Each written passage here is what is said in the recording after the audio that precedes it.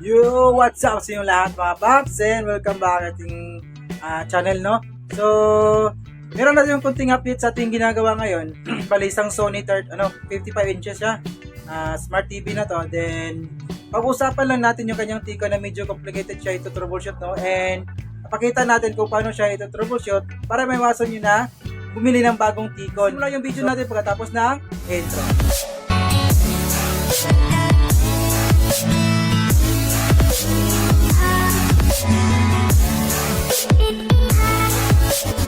Magandang araw po sa inyo lahat mga ka-tech, no? And welcome back sa ating channel, no? So, for this video, mayroon tayong gagawin bali isang Sony 55 inches, no? Yung kanyang model is ito siya. Doon sa cover nito nasa labas kasi bali nagawa na natin to and mag-update lang po tayo dito. Meron lang akong kunting idea o sasabihin dito about sa unit na to, about sa kanyang Tikon. Ayan. So, kasi maraming natatanong dun sa ating channel kung mga ganitong problema daw, yung walang picture, DC-DC protect, leaker at saka double image. Kung papalitan ba ng Tikon board, magiging normal ba yung unit? So, ito yung problema nito is okay yung backlight, okay yung kanyang sounds, pero wala po siyang picture. Hindi po napoprotect naman kasi diretso naman yung kanyang ilaw ng kanyang backlight at saka yung sounds niya ando naman. So ito yung gusto kong bahagi about sa Tikon na to. Sakali kasi bali may nagawa na ako mga video na ganitong model rin.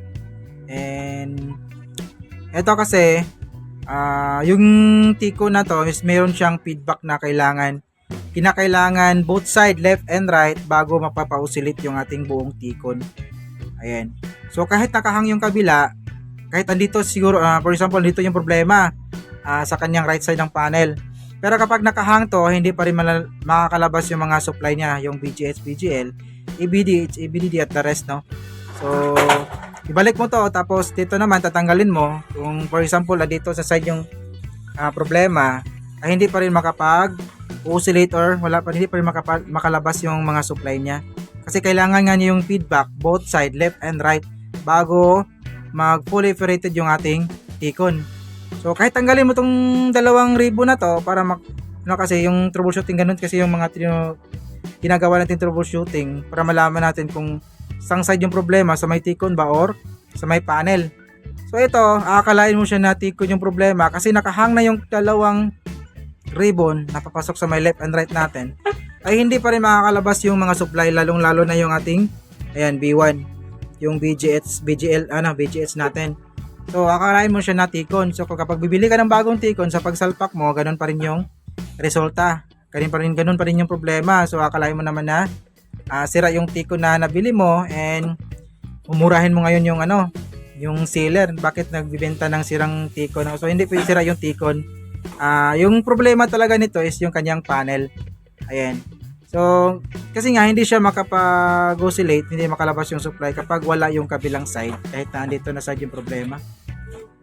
So, wait lang, may customer tayo. So, continue tayo, no? Saan na ba tayo? Nakalimutan ko na. So, bali yung paglukit ng clock signal nito, bali ito yung ating level shifter. Then, ito yung ating DC. So, switch. Resistor ay yung nagsiswitch kung papalabasin na ba yung HBA na magsusupply sa may DC-DC natin and level shifter. Ito. So, parang naghahang naman yung camera natin ito. So, dito nanggagaling yung ating clock signal. Ito sa may level shifter natin and dito na rin nanggaling yung ating V1, yung ating 29 volts. Yan. So, ito yung clock 1 natin.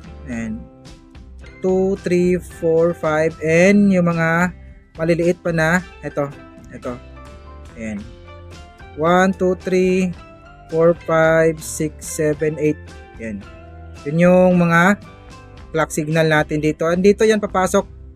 So tama ba tayo?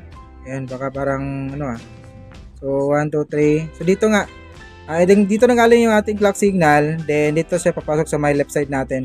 Ito 2, 4, 6, 8. Ayan. So parang natatae nga yung camera natin, mabira.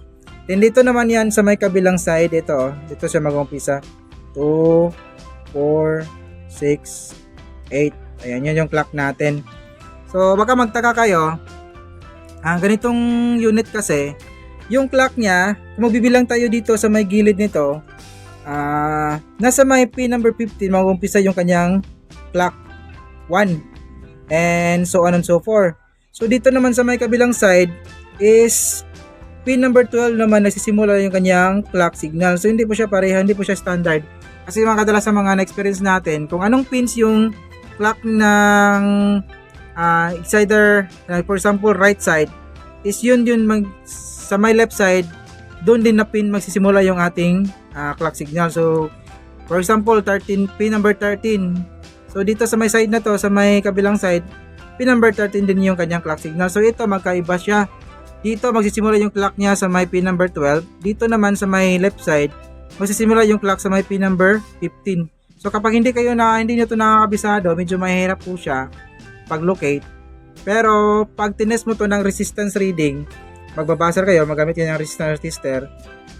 Clock 1, titest mo dito kung saan siya makakonekta. So malalaman mo na magkaiba pala yung kanyang bali na repair na natin to. Bali yung problema niya is dito sa may side na to. Kahit nahang mo yung left side, hindi pa rin makakapag-display tapos hindi lalabas yung supply.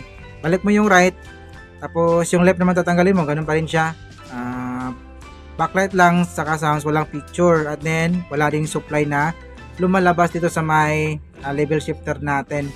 So ginawa natin is blinak natin dito sa side na to, sa may side na to, blinak natin yung na-block natin yung kanyang clock signal pin number 12 hanggang pin number 19. So 8 pins yung blocking natin nito. Pin number 12 hanggang pin number 19, kung bibilangin mo yan, 8 pins yan. Yan yung blocking natin. So tsaka ito yung tip na binlock natin yun. Naka-lock na yan. So hindi ko na lang tatanggalin. Tatanggalin natin para makita nyo. Ayan. So yan o. Yan yung blocking natin. Ayan. So pin number 12 hanggang pin number 19. So kabit natin ulit. Wait, medyo matigas. Ayan. So naikabit na natin and testing natin para makita nyo na gumagana na po yung unit natin. Ayun, labas ang logo ng Sony and nagka-raster na po yung unit natin. So problema nito, walang picture, dim display, backlight lang at saka sounds. So ngayon, naka-display na po siya, naka-raster na po yung unit natin. No? Ayan. So ito yung lang yung gusto kong ibahagi sa araw na to, and sana kahit pa paano may nakaka yung idea sa ating ginawa ngayon mga katek, no? Miguel Bibid as always, so this is your service, Ryan Crositech. See you in our next video. Bye bye.